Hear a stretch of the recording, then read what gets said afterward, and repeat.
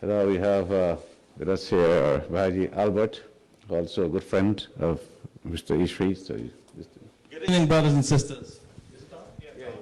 My name is Albert Baldeo. Many of you are familiar with me.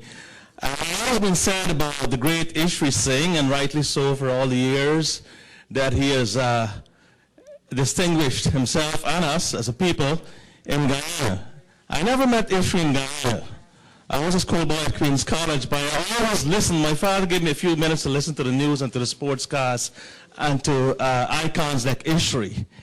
And I always wanted to meet him because I always found that amongst Pat Cameron and Bill B.L. Cromwell and all the great broadcasters, Eshri Singh was the prince of broadcasting in Ghana, undoubtedly, who was unmatched.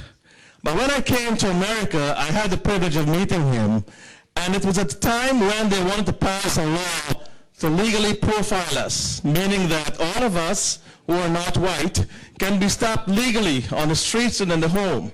And I wanted to emphasize the side of Eshri Singh because not only was he a brilliant broadcaster, public speaker, MC, and person who had so many shows, but there was a deeper sense of commitment and upliftment in Eshri that is very rare amongst us. And Eshri wanted to push the envelope. He wanted to push the barriers. He wanted to bring us into the mainstream. You have to understand the context in which Eshri rose. It was in colonial times. And for an Indian person whose parents or grandparents would have lived in lodges and would have had a life in the sugar plantations that was similar to slavery, then for Eshri Singh to rise from those colonially oppressive surroundings meant that he had to have a big kinna, as we say, a big heart. He had to have the backbone that changed the people. And when you speak of Cherry Jagan and Rohan Kanhai, Sani Ramphal, Lakus, and all these people who sought to push the Indo-Caribbean culture, Nobel laureate V.S. Naipaul, Eshri in his own right stands tall amongst them. And why is that? Because he was not lettered. He did not have the gift of many doctorates or, behind his name. But in his own way, he was learned. And he was a philosopher, he was a philanthropist, and he was a change maker. And that is what emboldened me with Eshri, that he always encouraged me and others to push the envelope, get into the mainstream, fight the system, whether it's the British system or whether it's the American system, where we are always marginalized and as minorities. Eshri had a bigger picture and a bigger goal for us. And I heard his grandson speak, and that was a wonderful speech you gave today, young man, Vinesh. And I was very impressed because I saw in him a younger Eshri.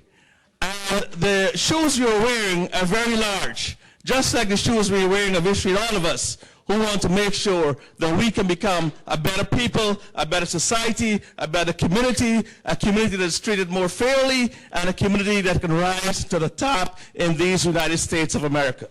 So in closing, I endorse what everybody has said. Eshri being an icon and being such a champion of cultural activities, and I'm blessed with such a golden voice. But we must also remember and celebrate the fact that he was one in a million. He was once in a generation. And he was quite somebody else to look up to, an extraordinary individual that should continue to inspire him and should continue to inspire all of us to reach for higher heights. And for that, I want to thank all of you. And on behalf of my brother, Dr. Philip and myself, I had to come and pay tribute to a person who has always inspired our community, who has always walked with kings and queens, but never lost the common touch.